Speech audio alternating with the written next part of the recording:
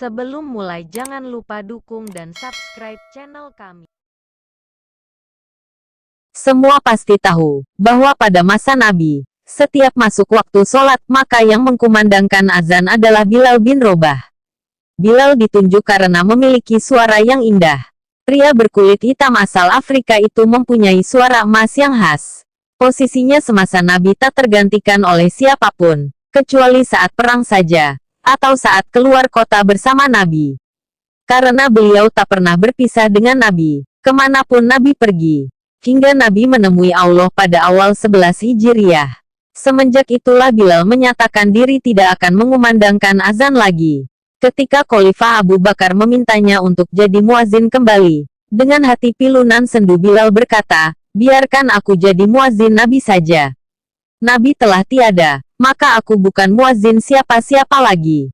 Abu Bakar terus mendesaknya, dan Bilal pun bertanya, dahulu, ketika engkau membebaskanku dari siksaan Umayyah bin Khalaf, apakah engkau membebaskanmu karena dirimu apa karena Allah? Abu Bakar hanya terdiam. Jika engkau membebaskanku karena dirimu, maka aku bersedia jadi muazinmu.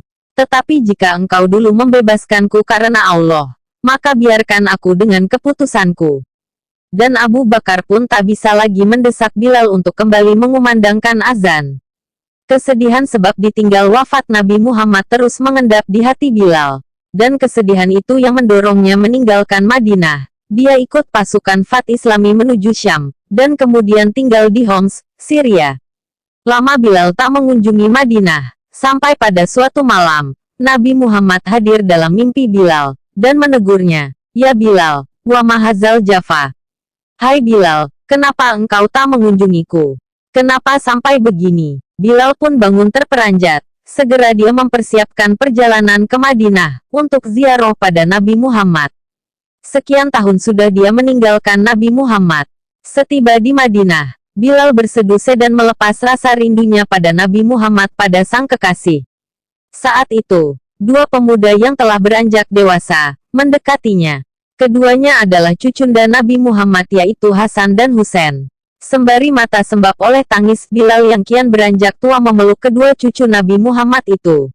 Salah satu dari keduanya berkata kepada Bilal, Paman, maukah engkau sekali saja mengumandangkan azan buat kami?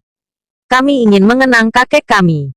Ketika itu, Umar bin Khattab yang telah jadi khalifah juga sedang melihat pemandangan mengharukan itu. Dan beliau juga memohon Bilal untuk mengumandangkan azan, meski sekali saja.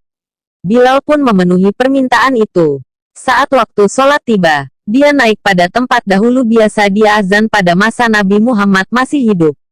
Mulailah dia mengumandangkan azan. Saat lafaz Allahu Akbar dikumandangkan olehnya, mendadak seluruh Madinah senyap, segala aktivitas terhenti. Semua terkejut.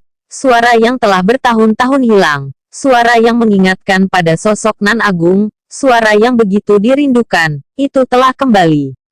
Ketika Bilal meneriakkan kata, Asyhadu alla ilaha illallah, seluruh isi kota Madinah berlarian ke arah suara itu sembari berteriak. Bahkan para gadis dalam pingitan mereka pun keluar. Dan saat Bilal mengumandangkan, Asyhadu anna Muhammadar Rasulullah, Madinah pecah oleh tangisan dan ratapan yang sangat memilukan. Semua menangis, teringat masa-masa indah bersama Nabi Muhammad. Umar bin Khattab yang paling keras tangisnya. Bahkan Bilal sendiri pun tak sanggup meneruskan azannya, lidahnya tercekat oleh air mata yang berderai. Hari itu, Madinah mengenang masa saat masih ada Nabi Muhammad. Tak ada pribadi agung yang begitu dicintai seperti Nabi Muhammad.